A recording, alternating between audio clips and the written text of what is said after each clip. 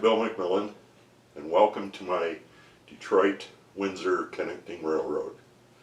This is a G gauge 1/29th scale indoor railroad. Most people, when you hear about G gauge, you think about garden railways out in the backyard and stuff. Well, this is in my basement. I'm going to show you the layout. Most of it is not yet scenic. However, it runs. We've done some operation on it, and I've been spending my time building buildings and putting in the scenery. So hopefully you'll be able to see my fruits of my labor, if you would. But before we get started, I'm going to go ahead and explain to you a little bit more about why I really like 1/29th scale G gauge. Okay, I told you I was going to explain to you a little bit about what 1/29th scale is all about. Well, to begin with, 1/29th scale is 3 times 1/87th, or HO scale. Now, 3 times is a little bit hard to grasp, especially when you consider proportion. Here, for instance, is a G scale 1/29th GP9. Here is an HO scale GP9. Now, as you can see, the difference is startling. This is 1/3 the size of the larger. However, the proportion is what makes the difference. I like it because I have to do a lot of scratch building in this scale, and being an old guy, it's a whole lot easier to work with. So, my baby. This is the original layout.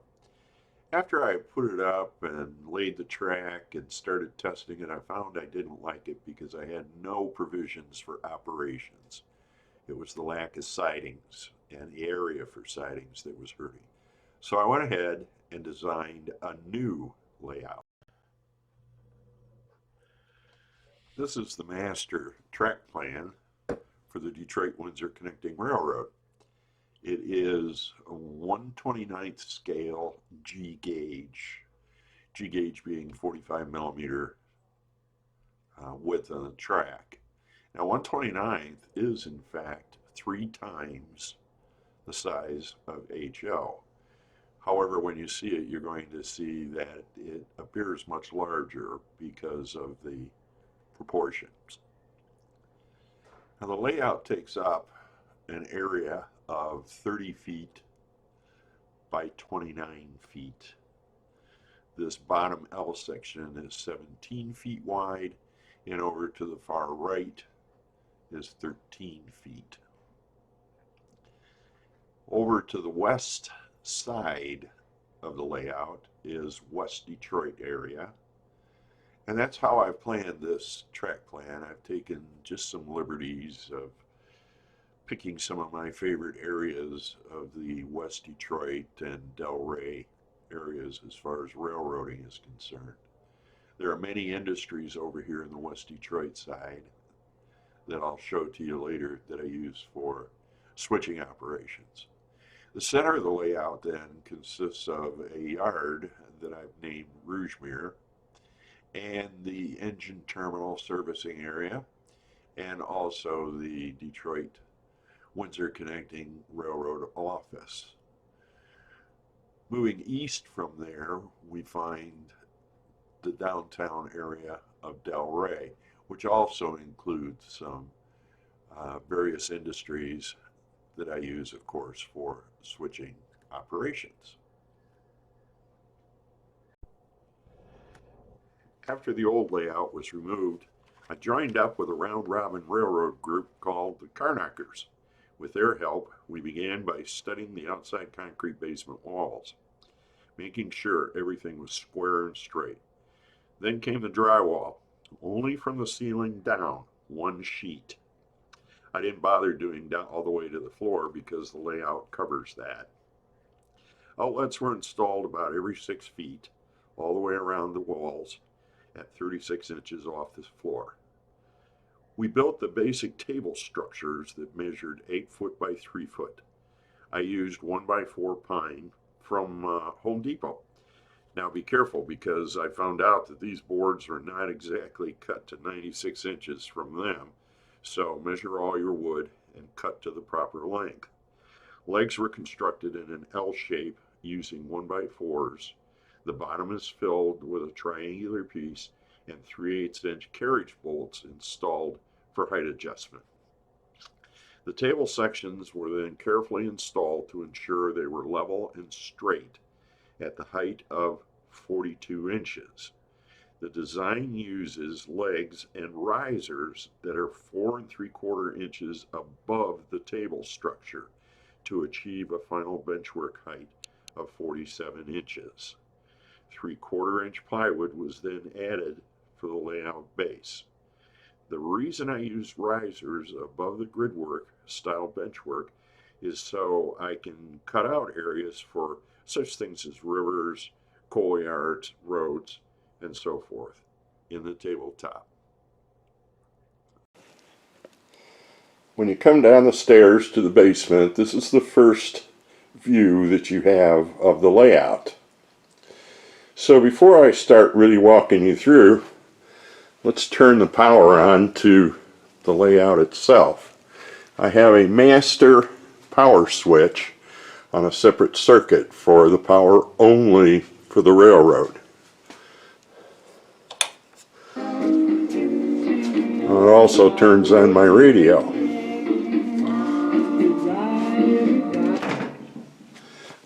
Sorry about that.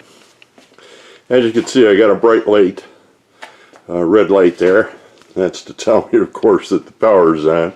So when I shut off all the rest of the lights and try to walk upstairs, the basement glows red, which tells me, hey, dummy, you left the power on. Now this is the east side of the railroad. This is the Delray area. It starts off here with a big open space. Now, what I plan for here is a foundry. And this is what it's going to look like. I have the plans for this. Of course, it'll all be scratch built. 2 tracks here. The track is already pretty much in place. Now the first industry that we see here is the LaForte coal and fuel oil. Now this, of course, was named after our good friend Marty LaForte. This I've started scenicking this area, and the tanks will be built soon. They're built out of PVC sewer pipe. There's a scratch-built pump house. You can see I've put in some of the scenery. This track that you're looking at right here is actually a runaround track, so I can bring cars in and spot them and then back out and take the empty cars back out to the main this way. I scratch built this building. This is the scale house, and of course I'll be doing a complete interior. It needs a lot of signage. I've already printed off all the signage and everything. Just continue on around. This the main office building is actually a kit. It's one of the very few kits that I have on the layout. You'll see some of the others. The switch, of course, for the runaround track is manually operated. Whenever I have a switch where you can reach it, I put on manually operated switch stands. And we'll see more of those as we move along too. So the scenery's coming along slowly but surely. Here's the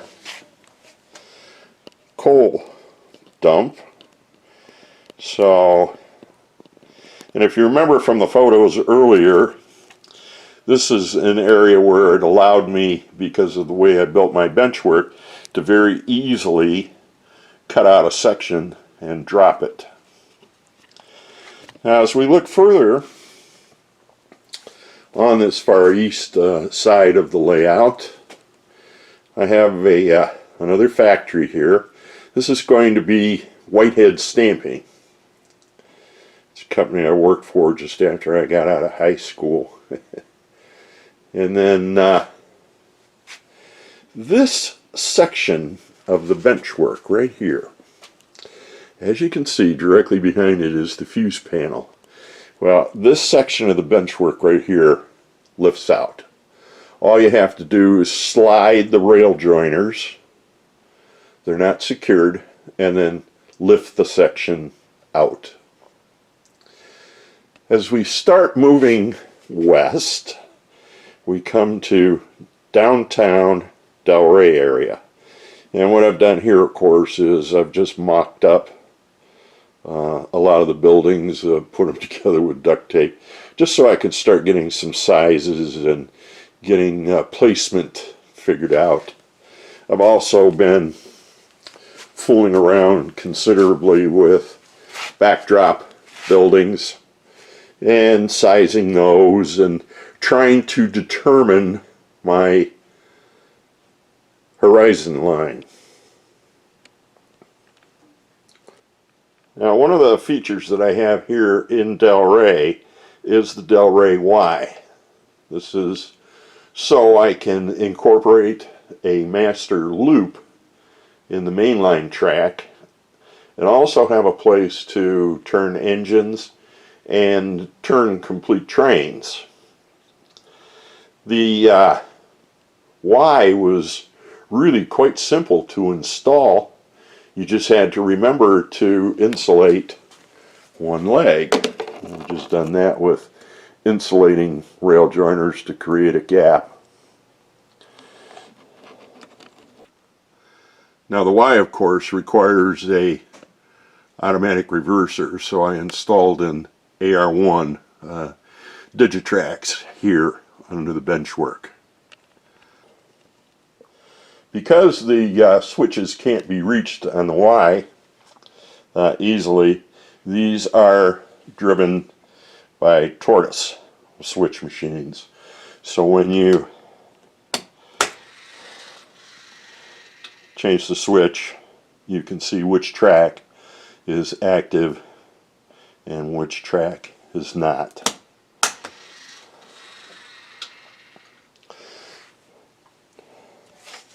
That brings us to the center island of the layout.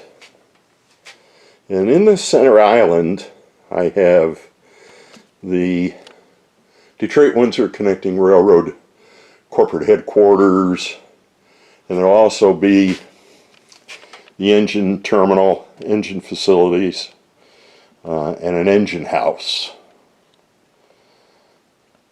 Along here, with these switches, here's the switch allowing you to go east off the main to Delray, is also manually operated.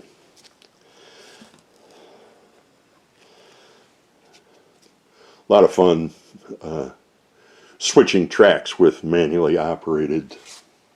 So this is an area where, of course, the track has been ballasted. I also have been working on the scenery here in this area. These buildings do have interiors and interior lights, opening doors and such. I don't know, maybe we can take a peek inside. Let's see who's in there. Oh yeah, there's the The guy's having coffee.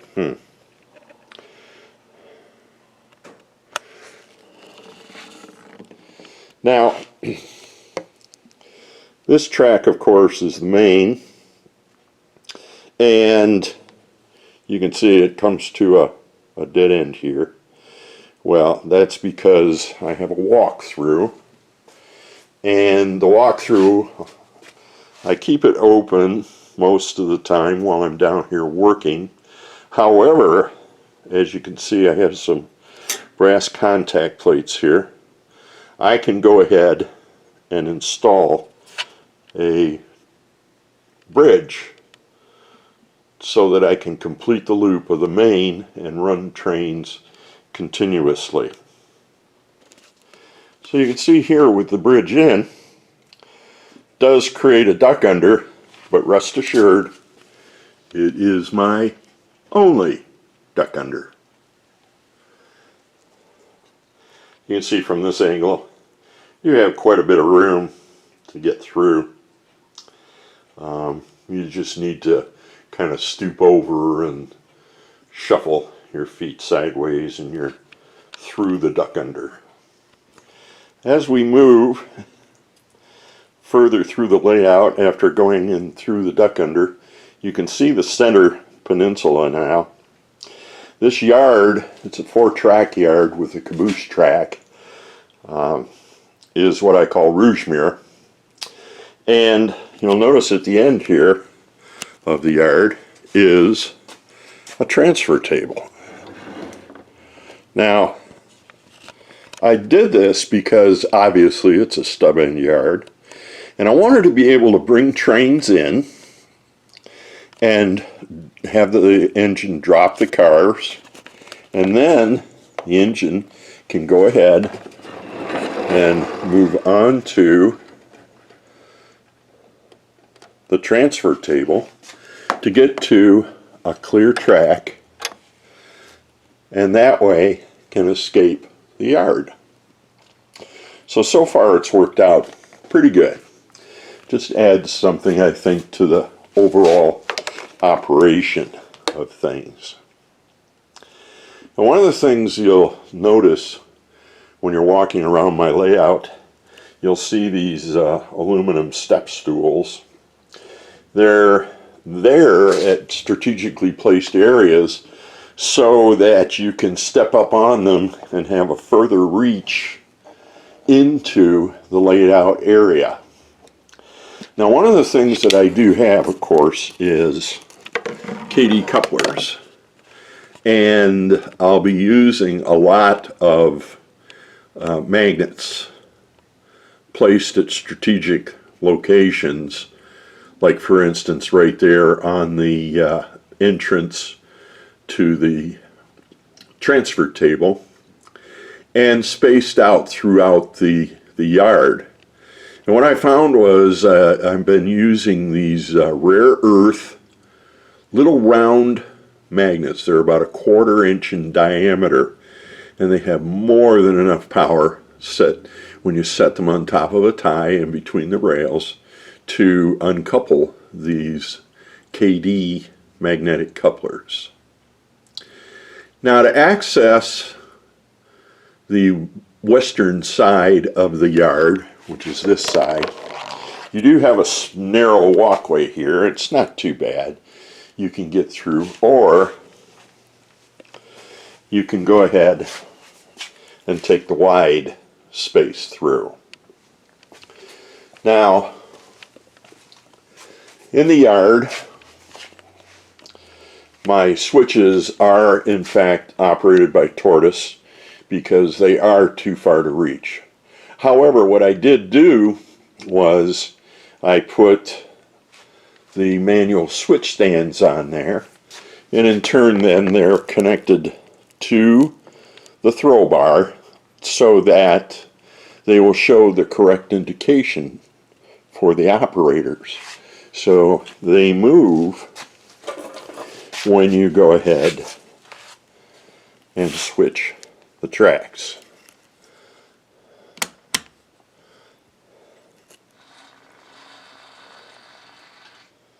Just like that. So it works out pretty nice. It's a lot of fun. This is a little yard office here. Again, full interior. And there's some guys in there having coffee. Vehicles. I like to try and add details. This oil barrel and people. That's another thing that I'm putting on the layout in various places, of course, is a lot of people. The yard panel for Rougemere. And of course all of the switch positions are lighted to show you access to the different tracks. So now you can see there's the far eastern section of the layout, and here we are in the middle section where Rougemere Yard is. Now moving west, we come to the West Detroit area of the layout. One of the first industries that we see here is Ellis Scrap Metal.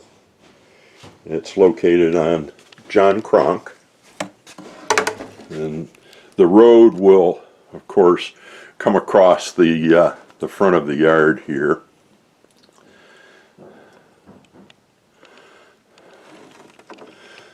And there's the scrapyard office. There's Mark out there talking to a welder that wants to go in and cut up some scrap. Next to this, in this corner, will be Dearborn Sausage and Ham. And that's where I'll bring in my stock cars. I'm not having any stock pins or anything. I'm just going to go ahead and because of space limitations, I will design the building so the track enters the building, and we'll set off cars there. Now, moving further over, we will have Fort Street Produce Terminal. Obviously, that's a building that needs to be scratch built, and that's where I'll go ahead and drop off reefers and the occasional boxcar. Further over, there will just be a number of different industries as backdrop. I want this area to look very heavily industrial, with old brick buildings and such, just the way West Detroit pretty much used to look. You'll notice that there is a significant amount of switch action here. And this whole area, I designed it much like, if you would, the John Allen time saver style of switch puzzle. And it just lends itself very nicely to bring in a local and spend about an hour switching out the cars and reclaiming your train so that you can return back to the yard. I have in this corner will be Detroit Axle and Gear, and that'll be a very large building. That shows you about the approximate size you can see on that piece of wood, and of course that will have a track that goes into the building, but it'll be open on this side so that you can see the cars. Then I have All Chem Chemicals. And this industry was owned by a friend of mine that I used to do a lot of business with when I owned Chemstrip Company back quite a few years ago. Now, from here, you can see the southern edge of Delray, and hence there is U.S. Steel on Zug Island. Now, I wanted to somehow make for an easier transition from this area into my West Detroit industrial area. So I did it by putting up a small scenery style view block just to break up the transition into the heavy industry area from the fields and such in front of Zug Island. So I built that out of styrofoam. Obviously, this is an area where I need to spend a whole bunch of time with my static grass applicator and put down some ground foam and a lot of tall grass and a few small trees and a lot of bushes. Here also I have already ballasted this section of track. So you can see that. And there'll be a small creek here. Here's a siding that goes off into another industry, and it is of course another manually operated siding, and that goes into Molasnic oil recycling. There was for a long time right in front of Zug Island there an oil recycling place. It's not there anymore, but I named this one after a good friend and fellow car knocker Doug Molasnic. Scratch built the tanks, the fuel rack, and the building. Corrugated fence and chain link fence. Of course, to get in, the train crew has to open, unlock, and then open the gates. I still have to put the chains on here with the lock. And finish off with a little bit more detail, scenery and such, and dirty up this concrete a little bit and so on and so forth.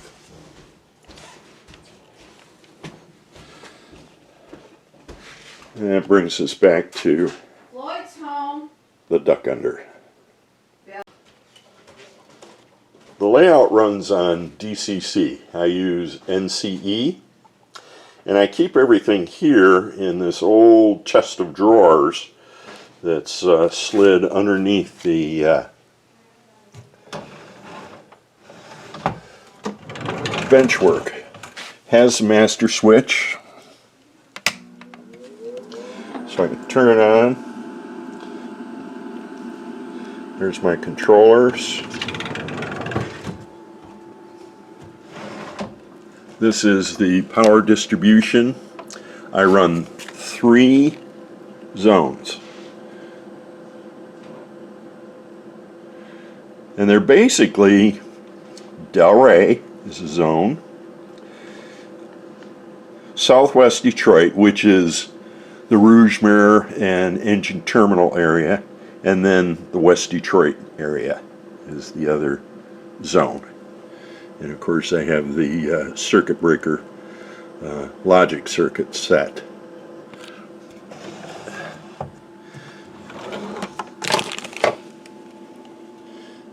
I like these NCR controllers. They're very handy and very easy to use with the thumb wheel and such.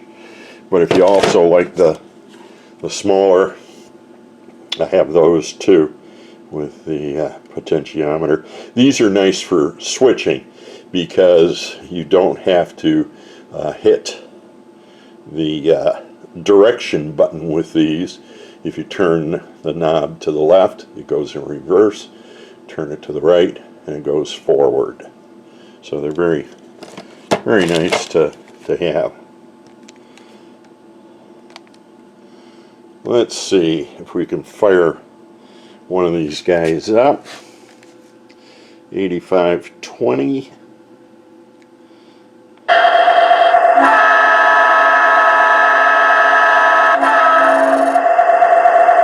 Oh, he's live.